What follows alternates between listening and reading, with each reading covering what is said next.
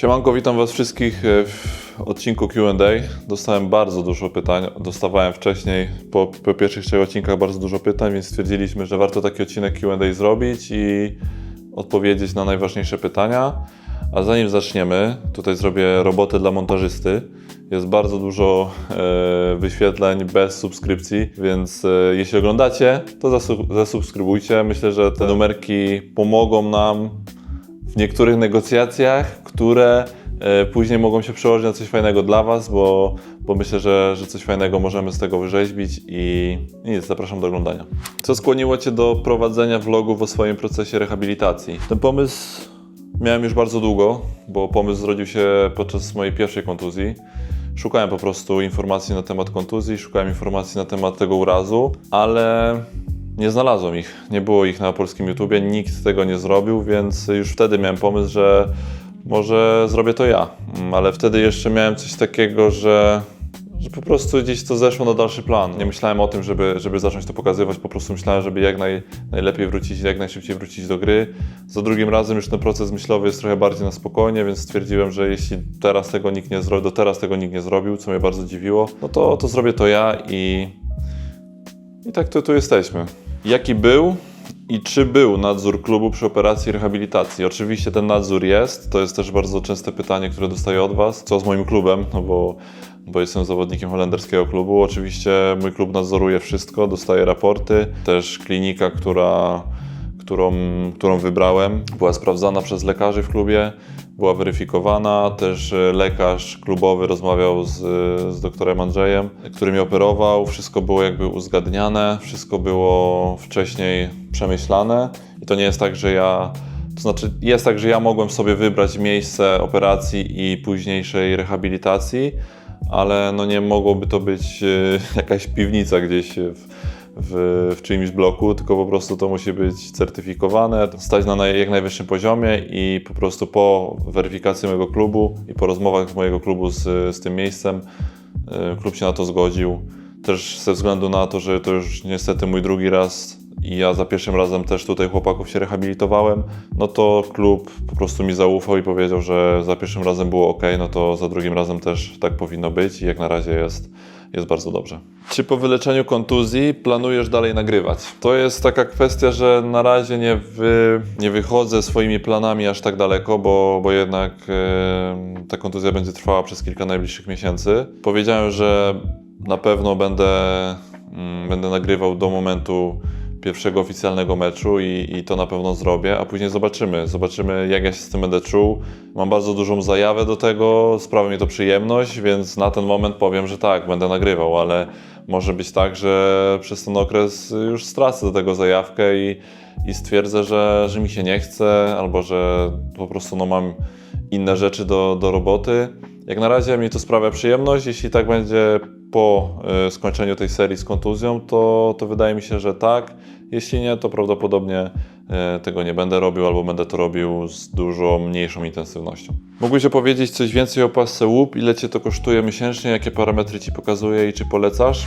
Dla tych, co nie wiedzą, to jest opaska łup i to nie jest żadna współpraca, niestety. Jest to opaska, która monitoruje, powiedzmy, moje zdrowie. Ona bazuje na akcji serca, to jak Wasze serce zachowuje się w danych momentach, podczas treningu, podczas snu, podczas po prostu Waszego życia, bo ja ją noszę 24 godziny na dobę przez praktycznie już ponad rok. No i Was informuję, jaka jest Wasza regeneracja, o której powinniście iść spać, jak wyglądał Wasz sen, czy się stresujecie, czy się nie stresujecie. Jest to spoko, ale z doświadczenia już ponadrocznego wiem, że trzeba do tego podchodzić z głową, bo na samym początku bardzo sobie brałem to do siebie.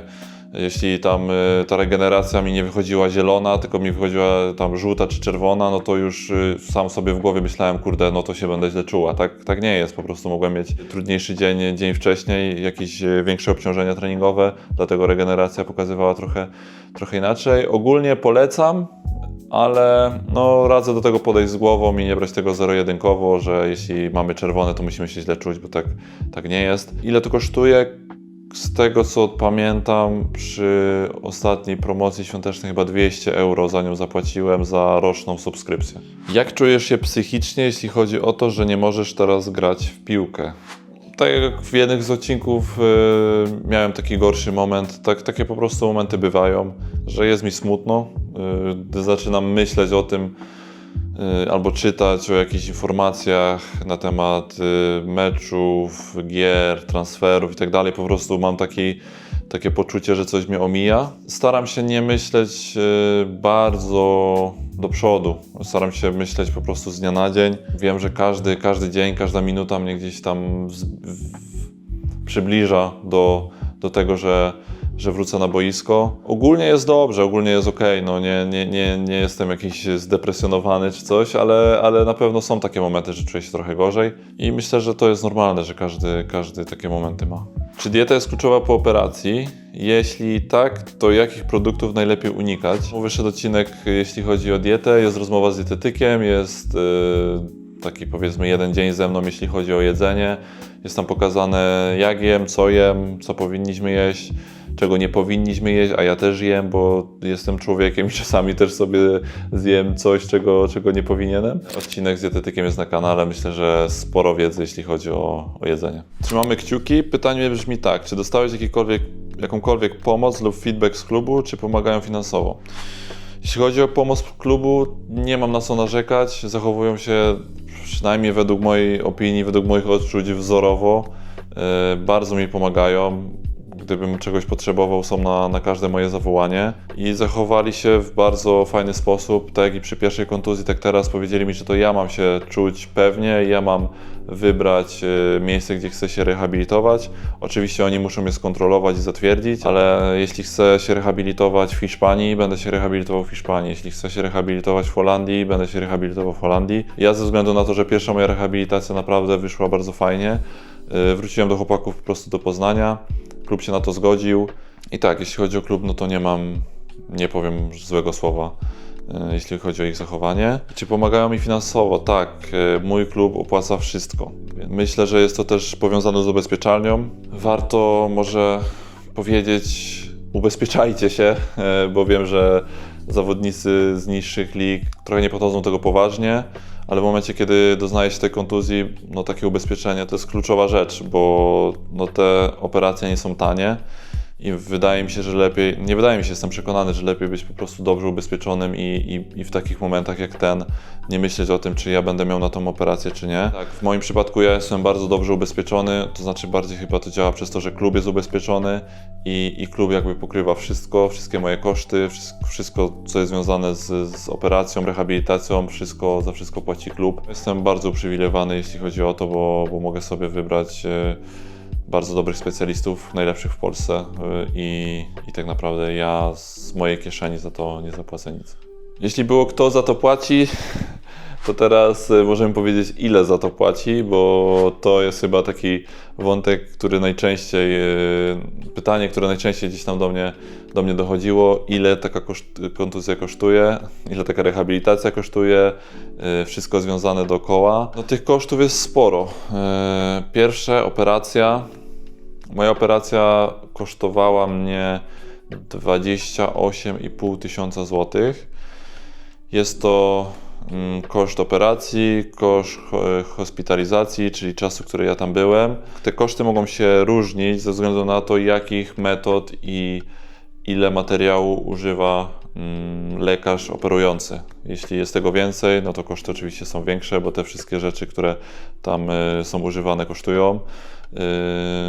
Więc im więcej tego robią w kolanie, tym większy jest koszt. Im mniej, tym mniejszy jest koszt, logicznie.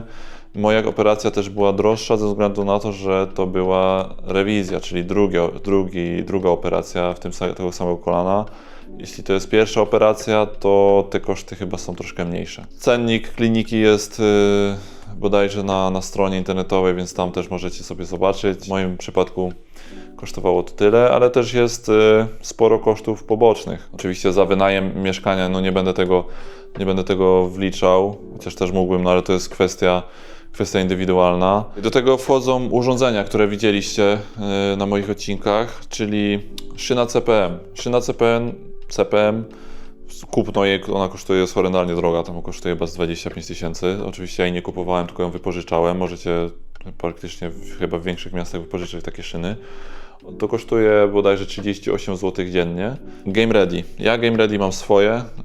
Cenę też możecie zobaczyć, gdzieś tutaj Wam wstawimy aktualnie. Nie pamiętam, za ile ją kupiłem, bo ją właśnie kupowałem przy mojej pierwszej kontuzji, ale też takie urządzenie można wynająć. Ceny wynajmu nie znam. Musielibyście sobie sami znaleźć. Ja to urządzenie kupiłem, bo ja z tego urządzenia też korzystam w momencie, kiedy jestem zdrowy, więc no po prostu mam. Compex, chyba coś około 800 euro, tyle wydałem na to. I to też jest ta sama historia, kupiłem przy pierwszej kontuzji i to jest urządzenie, które używam też, kiedy jestem normalnie w sezonie, więc dlatego mam je dla siebie. Teraz chodzi sama fizjoterapia, rehabilitacja i trening. To jest tak naprawdę sprawa indywidualna. Moja rehabilitacja kosztuje... No to wszystko jest zależne od tego, na którym etapie jestem, ile razy potrzebuję fizjo, ile razy potrzebuję trenera. Ale powiedzmy, że trening z Piotrkiem kosztuje chyba 250 zł za jeden trening. No to jest 6 razy w tygodniu. Plus fizjoterapeuta 4 razy w tygodniu, czasami 5, to jest też 200 albo 250 zł, raz w tygodniu osteopata, więc no kwota robi się konkretna, myślę, że musimy to wszystko podliczyć. No i ta fizjoterapia trwa no, przez kilka miesięcy, więc jest to drogie, jest to bardzo drogie, no, nie ma co tutaj się oszukiwać. Myślę, że nie każdy może sobie na to pozwolić, żeby to było na takim poziomie, na jakim ja to mam i ja wiem o tym, ja czuję się bardzo uprzywilejowany i dlatego ja nie chciałbym, żeby ktoś się do mnie porównywał.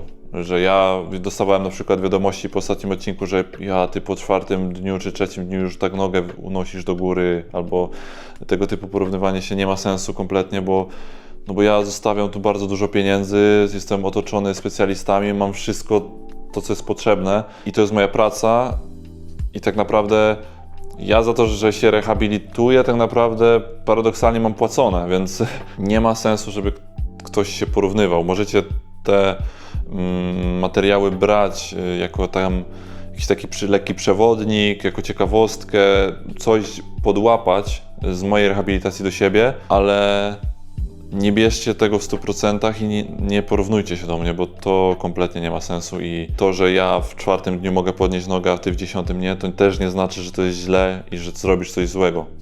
Po prostu to idzie innym tempem i tyle. Czy masz strach przed powrotem na boisko? U mnie, mimo obecnie mocnego wytrenowania, głowa nie pozwala, chociaż serce by chciało. No tutaj jest kilka kwestii.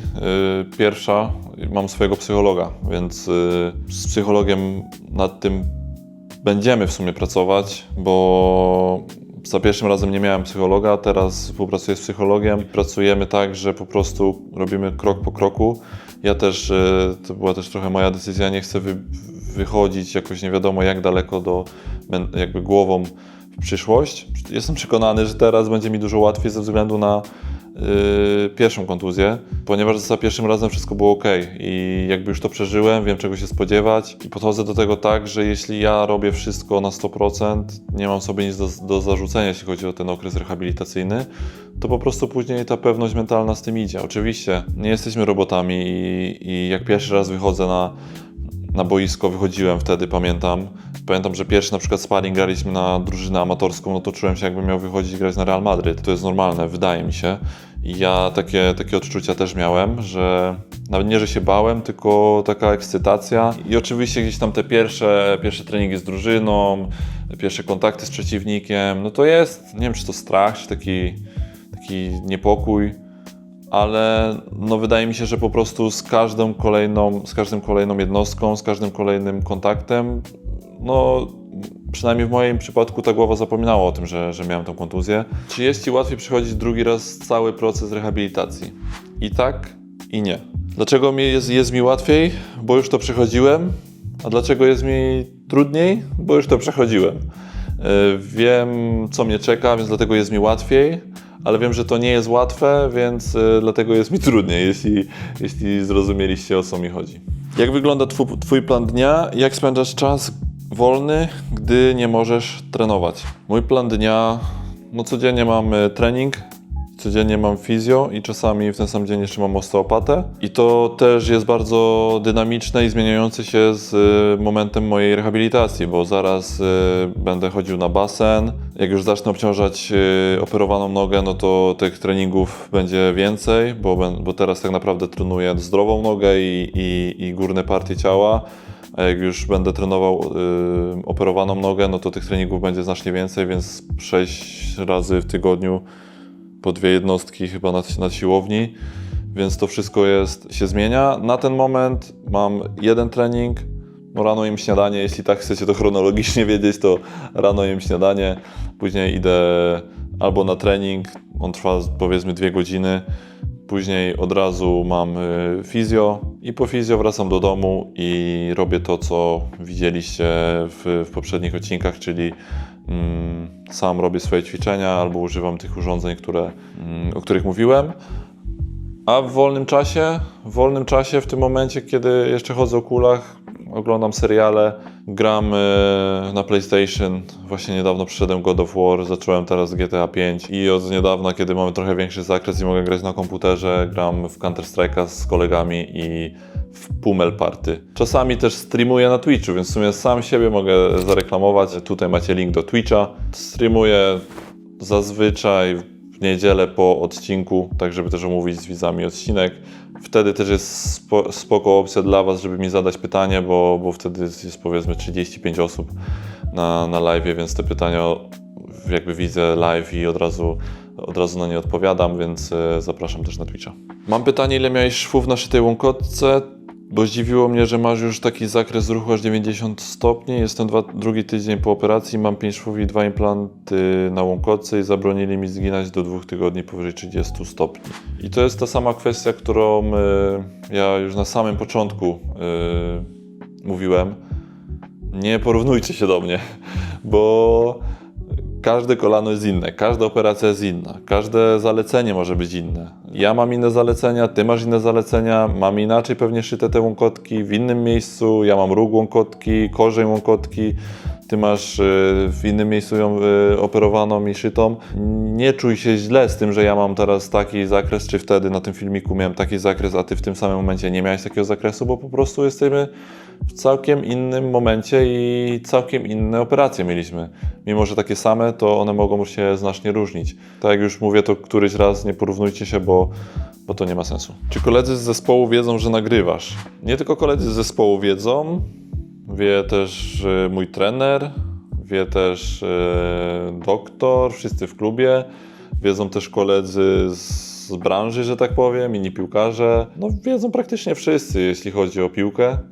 Znaczy to może trochę zabrzmiało tak trochę mało skromnie, że tak powiem, ale no dostaję sporo wiadomości od kolegów piłkarzy i też od kolegów z drużyny, że tam widzą, oglądają, nie wszyscy pewnie, ale widzą. Bardzo mnie w ogóle cieszy to, że sporo osób to zobaczyło i tak naprawdę chyba 99% jest pozytywnych opinii. Cieszy mnie to bardzo i motywuje do nagrywania tych niektórych rzeczy, mimo że czasami mam takie, nie wiem czy nagrać, to że wy komentujecie i dajecie znać, że jest spoko, to mnie to motywuje. Jak wygląda sytuacja z kontraktem klubowym i wynagrodzeniem podczas takiej kontuzji? Czysto biznesowo, klub mógłby chcieć teraz rozwiązać umowę, ale domyślam się, że kontrakt jakoś cię przed tym zabezpiecza. Więc tak, są kraje, na przykład w Niemczech, piłkarz może się ubezpieczyć. Przy podpisaniu kontraktu musi się ubezpieczyć i w przypadku kontuzji klub płaci ci przez 6 tygodni, po 6 tygodniach się nie płaci, jak się nie ubezpieczyłeś, to ci nie płaci w ogóle, albo małą część twojej pensji. Jeśli ktoś wie lepiej, to niech mnie poprawi, ale wiem, że tak jest. No a jeśli się ubezpieczyłeś, to ubezpieczalnia wypłaca ma większą część twojej pensji. W Holandii nie chcę mówić jak jest wszędzie, bo nie wiem, szczerze powiedziawszy. Powiem jak jest w moim przypadku. Klub po prostu mi płaci normalnie. Jestem takim płatnym L4, można powiedzieć. No jest to bardzo komfortowa sytuacja dla mnie, w tym sensie, że nie muszę się o nic martwić. Nie dość, że płacą za moją rehabilitację, to normalnie dostaję normalnie wypłatę. Zauważyłem, że stałem się influencerem od zerwanych więzadeł teraz i ludzie myślą, że też jestem lekarzem. Ja nie jestem lekarzem i dostaję bardzo dużo specjalistycznych pytań, na które ja sam nie znam odpowiedzi. Ja nie operuję kolan i nie wiem, nie znam się na operowaniu kolana albo na niektórych właśnie pytaniach. Nie jestem w stanie na nie odpowiedzieć, bo nie wiem po prostu. Myślę, że jesteśmy w stanie zorganizować takie Q&A do lekarza czy fizjo i wtedy po prostu możecie zostawiać pytania takie stricte już do doktora, czy do fizjo, czy do trenera i postaramy się zrobić przy okazji na przykład mojej wizyty kontrolnej Q&A z doktorem. Myślę, że doktor Andrzej będzie na to pozytywnie nastawiony i spokojnie na takie rzeczy odpowie. Żeby nam było lepiej znaleźć te pytania, zostawiajcie komentarze zaczynające się pytanie do doktora, albo pytanie do fizjo, albo pytanie do trenera. I no wtedy będziemy je sobie segregować i na którymś etapie tej mojej rehabilitacji przy okazji innych nagrywek zrobimy od razu Q&A z trenerem, fizjo, lekarzem czy z kimkolwiek tam jeszcze będzie potrzeba. Kto lepiej gotuje, teściowa czy żona? Moja żona lepiej gotuje. Szczerze, moja żona gotuje top. Czy obecnie oglądasz mecze piłkarskie? Gdy ja zerwałem więzadła, nie potrafiłem oglądać. No powiem szczerze, że jest to trudne, bo oglądam mecze swojej drużyny i oglądam z takim lekkim smutkiem, że tak powiem, bo wiem, że byłbym tam i to nie jest za fajne uczucie, ale wspieram swoją drużynę, oglądam, kibicuję i cieszę się, gdy wygrywają, smucę, gdy przegrywają, więc oglądam mecze swojej drużyny. Ostatnio oglądałem też Real Barca, albo mecze swojej drużyny, albo gdzieś tam takie topowe mecze, resztę sobie odpuszczą. Czy miałeś moment, w którym czułeś, że stracisz coś ze swojej masy mięśniowej, mobilności i tak dalej? No oczywiście, że miałem, bo jak się obudziłem po operacji, to nie mogłem nogą ruszyć, więc za dużo tej mobilności nie było. A jeśli chodzi o masę mięśniową, to w momencie, kiedy zacznę obciążać nogę, nagram się, jak wyglądają moje dwie nogi, bo już widać teraz różnice w tych nogach. Możecie zobaczyć w sumie na kanale nadawczym na Instagramie dodałem takie zdjęcie, gdzie widać tą różnicę w masie ciała, tych nóg, ale też wrzucimy to do odcinka w momencie, kiedy zacznę już obciążać nogę i zacznę pracować nad tą nogą, jak ta noga będzie się zmieniać w czasie. Hej, daj znać, co przekonało Ciebie, żeby zrobić zabieg u doktora Pydy, a nie u doktora Jaroszewskiego z reprezentacji. Pozdrawiam i trzymam kciuki. To był taki trochę dylemat, jakbyście poszli i byście się zastanawiali, czy wolicie kupić Ferrari, czy wolicie kupić Lamborghini, nie? To jest mniej więcej takie dylematy. Jeden i drugi jest są bardzo dobrymi specjalistami, ale dr Pyda współpracuje z ludźmi, z którymi ja chciałem się rehabilitować. Czyli chłopacy tutaj, fizjo, trenerzy i jeszcze drugi fizjo, wszyscy współpracują razem. Chciałem, żeby to był taki koło zamknięte, że tak powiem, żeby te informacje na temat mojego kolana przepływały bardzo płynnie i sprawnie. Czyli jeśli ja pójdę na wizytę do lekarza i on powie, nie można robić tego, nie można robić tego i po prostu informacje na dany temat są bardzo płynnie i sprawnie przekazywane. Trener mówi, Pawła boli, bo czasami podczas rehabilitacji zaczyna się coś innego boleć. Na przykład ja już miałem troszkę coś miałem w lewej nodze, no to już mówią do fizjo, ok, trzeba to zrobić i po prostu ten przepływ informacji jest bardzo szybki i dlatego wybrałem po prostu doktora Andrzeja.